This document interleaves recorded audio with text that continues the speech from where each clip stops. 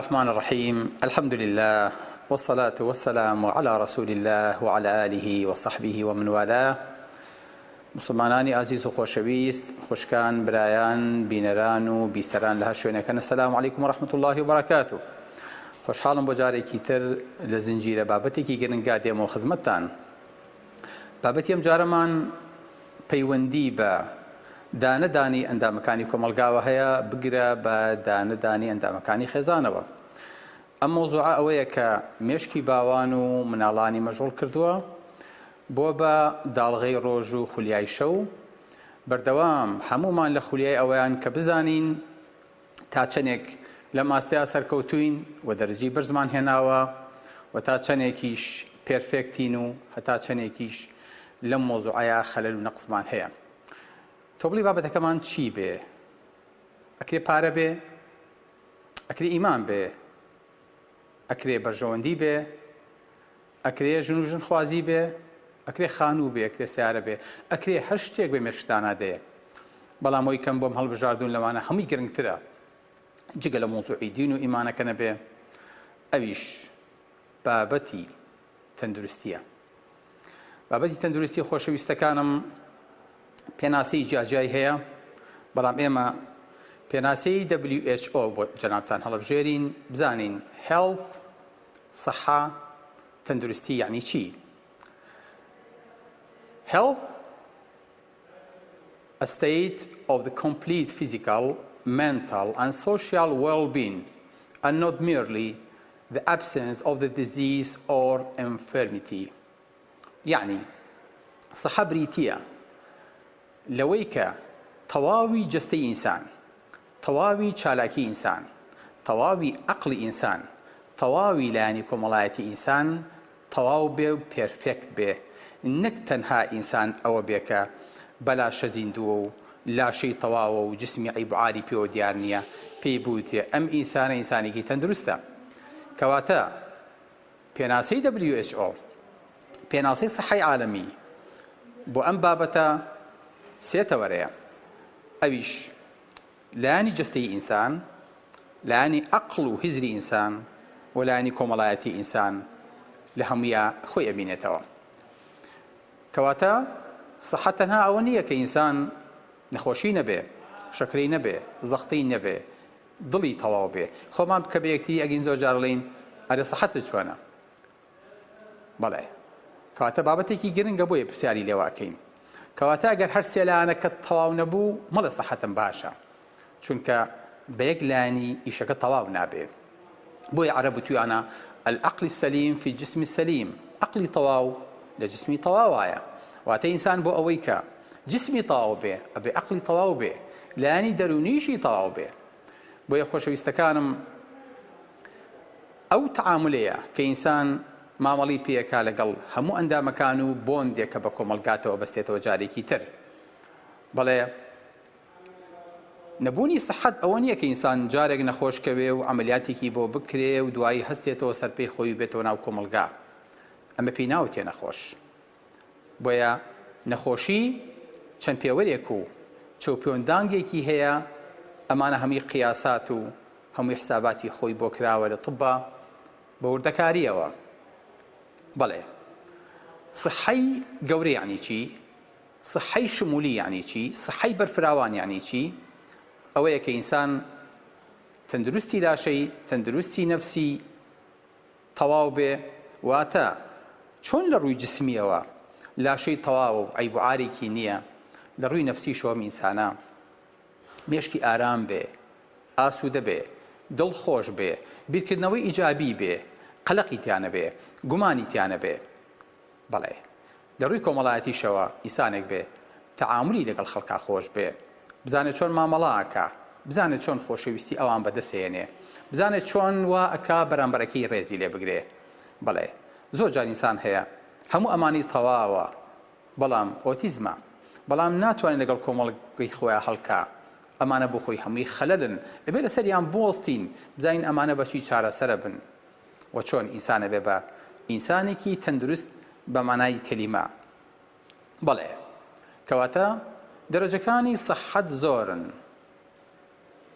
یەکەم دەرەجەی میثالی دەرەجەی باڵا ئەم دەرەجەیە کە هەموو سەحەی دنیا بە سەحەی عالەمیشەوە کە هەموو وەزارەتەکان کە هەموو دکتۆرەکان هەوڵەدەن کۆمەلگا بەرنە ئەم ئاستە کەیش پێوتێ سەحەی میثالی بەڵام پێم وانییە کەس پێی بگا چۆن سەحەتێک بێ کە ئینسانەکە هەموو لاشەی تەواو بێ هیچ شوێنێکی نێشێ هیچ کێشەیەکی نەبێ هیچ نەخۆشیەکی نەبێ دەرونی تەواو بێ تەواو مسەیتر بێ خۆی دۆزی بێتەوە جارێکی تر وە لە ناو کۆمەلگاشە ئینسانێک بێ دڵخۆش و ئەمین بێ و خەڵک پەنجی بۆ درێژکە ئەمە صعبەت المەنال هەموو کەسێ ناتوانێ خۆزگامان توانی وابین بەڵام ئەمە بۆ دنیا هەستەکەین تا حەدێکی باش دەست نایە کەواتە دوای ئەم ئەکرێ چیمان هەبێ ئەکرێ سەحەی پۆزیتیڤمان هەبێ سەحەی تەندروست و ئیجابیمان هەبێ چۆن ئەمە بە پۆزیتیڤیەتە ئاراوە ئەوەیە کە تۆ سەریەشێ بەڵام چاکە بێ قەلەقە بی بەڵام زووی تۆ مەیدانەکە ناڕەحەتە بی هەڵامەتە گری ئەکەویت بەڵام زوو هەڵەسیتەوە ئەمە سەحەی ئیجابیە ئێمە ئەمانەوێت لە ڕێنەیە جارێکتر خۆمان بدۆزینەوە بۆ ئەوەی کە شکستەکان نەمان خەن چۆک دانەدەین جارێکی تر لە دوای هەموو نەخۆشیەک بینەوە بە لەشێکی تازە بە خوێنێکی تازە بە گۆشتێکی تازە و دووبارە دەستکەینەوە بە خزمەت نەوەکو تاماوین بکەوین و خزمەتمان بکرێ بەڵام بەداخەوە دوای ئەم سەحەتانە اینجا سەحەتی مامناوەندی دێ سەحەتی مامناوەندی ئەوەیە کە ئینسانەکە تاقی پێیە توانای پێیە بەڵام بەرگەی هەموو شتێک ناگرێ زوو ئەکەوێ زوو هەمووش نەبایەک ئەیخا هەموو ئینفلۆنزایەک لە جێیا کوردوتەنی ئەڵێ پەکێخا ئەمە سەحەیەکە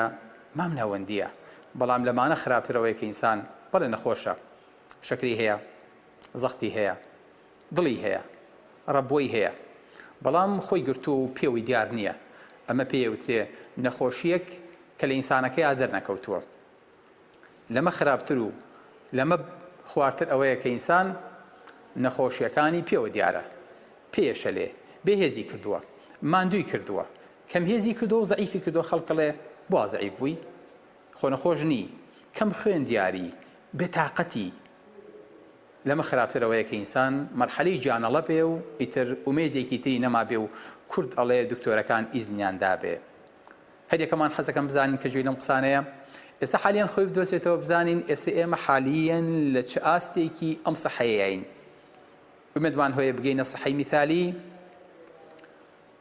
بەڵێ ئەگەر نەمانتوانی سەحەی ئیجابی و پۆزیتیڤی ئینشاڵڵا هەڵەبژێرین ئەگەر نەمانتوانی با لە مامناوەندی نەچینە خوارەوە پارێزگاری لاشی خۆمان بکەین کە ڕەسمالی ئێمەیە بەڵێ خۆشەویستەکانم هەر کاتێ ئینسان توانی سەحە و تەندروستی پۆزیتیڤ بێ واتە هەموو هەستەوەرەکانی ئیشکەن چاوی کز نەبێ دانی نەکەوت بێ چێژ و هەست و بۆن و لەمس و هەموو هەستەوەرەکانی وەکو خۆی ئیشکەن جۆی ماندوو قورس نەبوو بێ ئەمە لایانی بەدەنی کە ڕۆیشت لاشەیەکی تەندروست و لاشەیەکی تند و تۆڵی هەبێ وەکو ئیستاکەن لە فەسیمەتانە دەرچوو بێ مێشکی عەقڵی هیزری مبدع بێ بیرکەرەوەر بێ زیرەک بێ داهێنەر بێ ترسی نەبێ دڵی خۆش بێ خۆشەویستی پەخشکاتەوە لە خەڵکی ببورێ بەڵێ لایانی نەفسی ئینسانەکە ئەو نە مسەیتر بێ ئەو نە باڵا بێ خۆی بە خاوەنی خەڵک بزانێ و خۆی بە دڵسۆزیان بزانێ دواتر وا سەیری خۆی کە خۆی دۆزیوەتەوە وا سەیری خۆی کە ئینسانەکە ئەتوانێ بەرهەمی هەبێ ئەتوانێ خزمەتکە ئالە نییە و مشەخۆر نییە بەسەر کۆمەلگاوە بەڵکو ئەتوانێت دەستێکی ئەمین بێ بۆ ئەم کۆمەلگایە و شت پێشکەشکە شت تەقدیمکە شوێن بەسمە و شوێن پەنجەیەک بەجێ بێڵێ پاشانیش لەلایەن ڕۆحیە ئینسانێک بێ عیلاقی لەگەڵ خۆی عیلاقی لەگەڵ خەڵکی عیلاقی لەگەڵ خوای خۆی خۆش بێ بۆ هەدەفێ بژی لە ژیانە تەنها کات بەڕێنەکە تەنها لاشەی بۆ ئەوە نەبێ لە شتی بێهودەیە بیڕەتێنێ عیلاقەی بە چواردەورەوە خۆش کرد عیلاقی لەگەڵ چواردەورە خۆش ئەبێ و لەگەڵ عیلاقی لەگەڵ خوای گەورەی خۆیان تەواوەکە. بەڵێ ئەمانە بەچی دێنە دی؟ من نەزانم ئێستا هەمووتانم پرسیارتان لە مێشکدایە مامۆستا چۆن بگەینە ئەمە؟ چۆن وا بکەین ئەم لاشەیە تەندروست بێ، ئەم مێشکە تەندروست بێ و نەفسیەن تەندروستانە بیرکەینەوە؟ بەڵێ یەکەم ئەبێ لایەنی خۆراکیمان تەندروست بێ، ئەبێ لایەنی وەرزش و جوڵە و ڕیاضەمان تەندروست بێ، ئەبێ لایەنی خەو و ئیسراحەتمان تەندروست بێ، ئەبێ لایەنی خاوێنی و پاکوشیمان تەندروست بێ. بەڵێ ئەمانەمان پێکا دوای ئەوە ئاسانە.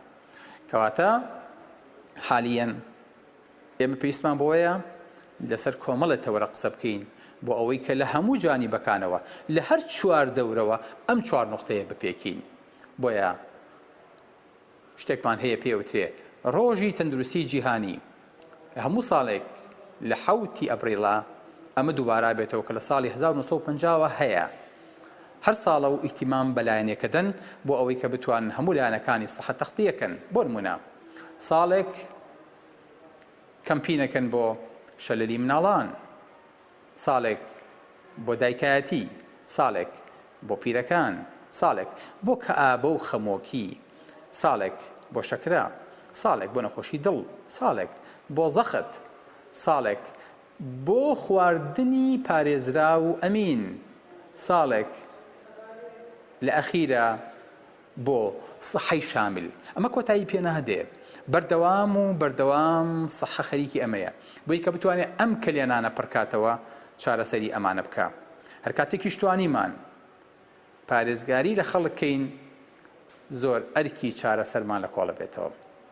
بەڵێ بۆیە کورد ئەڵێ خۆپاراستن لە چارەسەرکردن باشترە. سلام علیکم ورحمة الله وبركاته.